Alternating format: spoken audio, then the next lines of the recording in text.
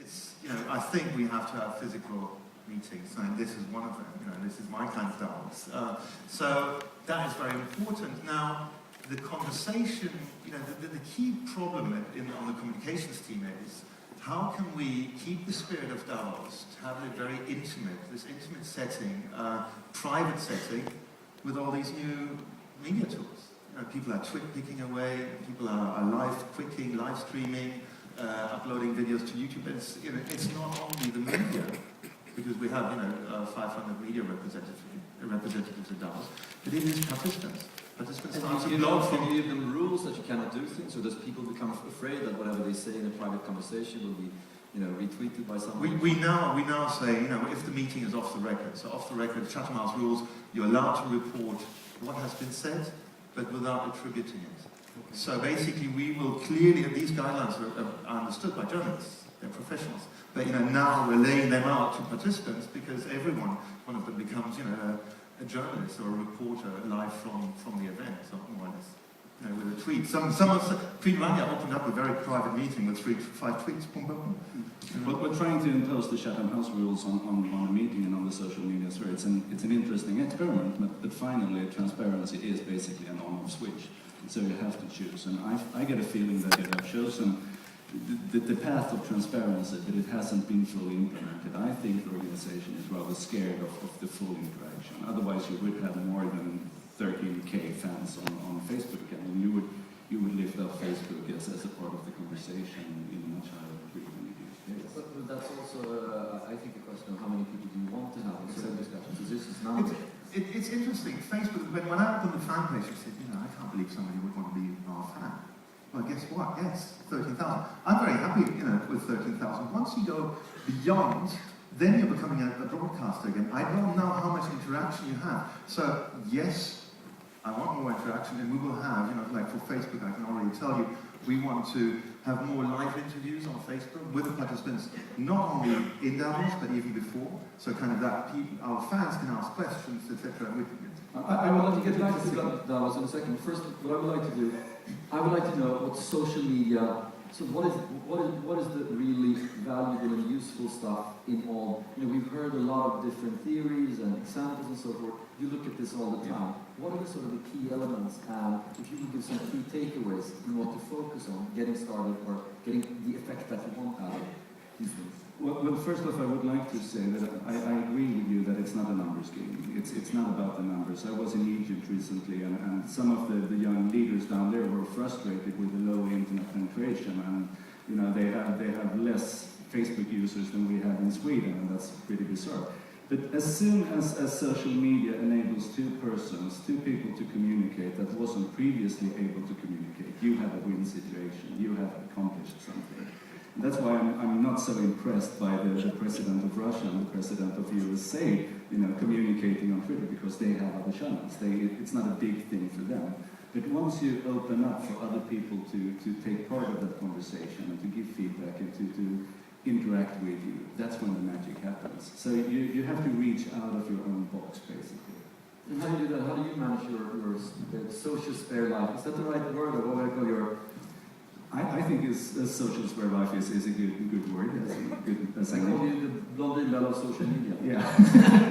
I'm going to print that on my business card. I love it. Basically, it's just about letting go and realizing that it's a world as well. I mean, you can't. I have an idea that Facebook friends to me is a way for deeper friendship. I don't have to know anyone at first, because if I have a physical friends only rule on who I allow on Facebook, I'm not going to meet anyone new. I mean, I'm not going to expand my network, and I'm not going to realize what fantastic people are out there. Alexander Bard asks with, what do you want when somebody Yeah, well, you could do that, or you could just give them the benefit of the doubt and see what happens. I mean, an open door policy is a key driver in social media. You have to keep an open door policy. Absolutely, but I think that the value of Twitter, for our world leaders, for the president, prime minister, for anyone actually, is by being on Twitter, we're sharing our mobile phone number, and anyone can send an SMS. But of course, the question is, will the world leader reply? Exactly. What happens next? I am absolutely sure, if you're looking at ad replies of accounts, how that their staff will definitely read it. And if that message is important, they will act on it and maybe reply very publicly. So I think that is something absolutely great. I had just yesterday a journalist asked me to help him get an interview with Queen Rania, and I wrote him back, why don't you just send out a very public tweet and ask him for an interview, Yes, I can maybe help, but just, But she was really funny. She said that I think it was in West China, she said that she started with YouTube and put up videos of herself. And she was shocked by the fact that nobody called her Her Highness. All the protocol was gone. People were very rude to her. They thought very strange things about the Arab world. And Arab world she didn't recognize at all. And one of the most common questions from the US was, are you really, so she's the Queen of Jordan, and they asked, are you really the wife of Michael Jordan? So a lot of communication, but that totally opened a new way for her to communicate. Exactly, it's a door opener, and it's a way to realize what questions are actually asked out there. Basically you don't see them otherwise, so it's something to really suck into. So it starts with presence and listening. Yeah. But I mean, the Queen has a pretty good job, pretty good pay, not too much to do in the agenda. They can do this. But if you're a corporate leader like many people here, or you're starting your startup, how much effort should you put into this? Is it a fad, or is it like this is the way to compete with the big guys?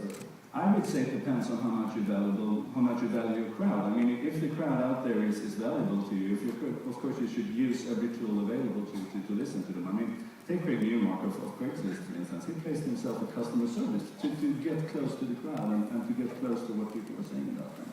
So I think Twitter or Facebook or YouTube, you could get satisfaction. I mean, I would love to be able to deliver a bug report on world economy. I mean, this is a bug, this is wrong, this is what you should be doing instead. So there are a million of ways that you could use to actually open the door and have a conversation.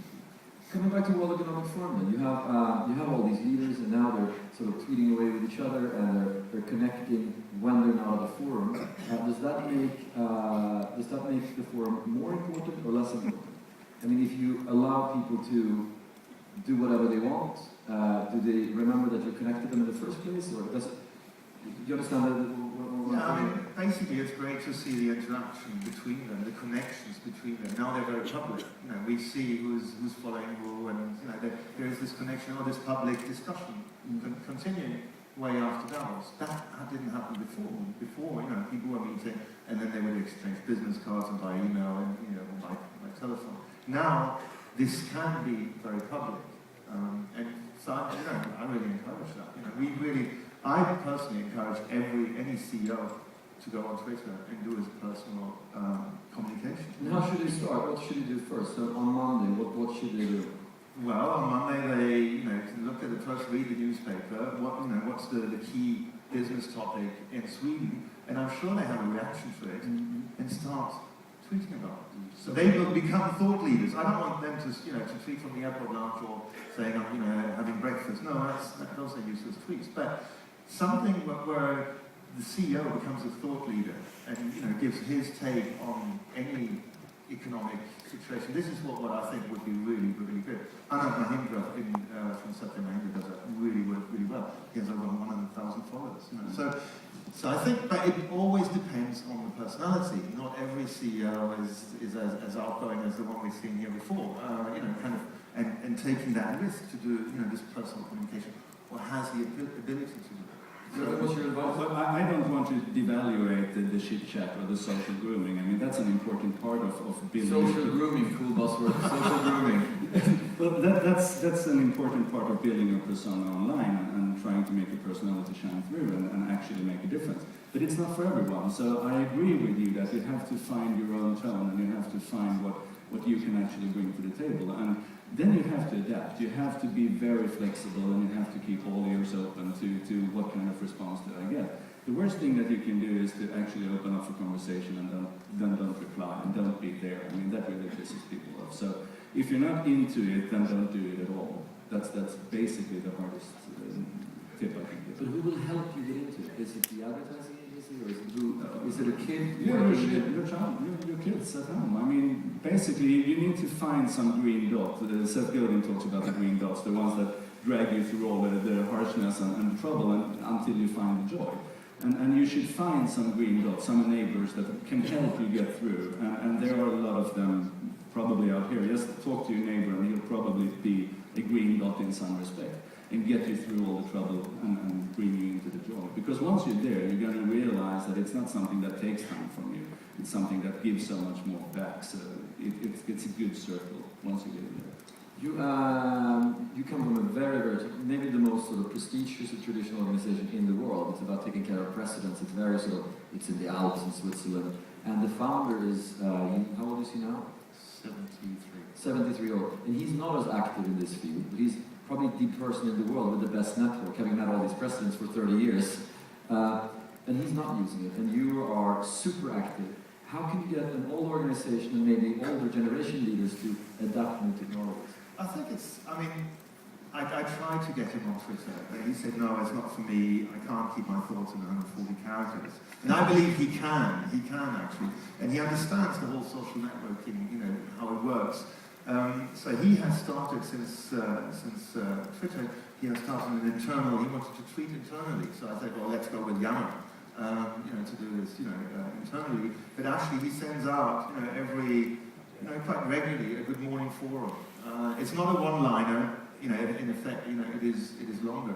And I have taken the bet that I am sure these internal emails, one day we can publish them, because there is nothing secret, nothing private, you know, rarely something that cannot be tweeted and shared with the general public. But so we're working on it. I also need to work on all the other colleagues, the directors. I tell them, you know, go on Twitter, tell your story. You know, you're working here in a different way. Give this a more human face, because Davos is a corporate account. You know, in a corporate account, the biggest challenge is how do you give it soul, how do you give it personality.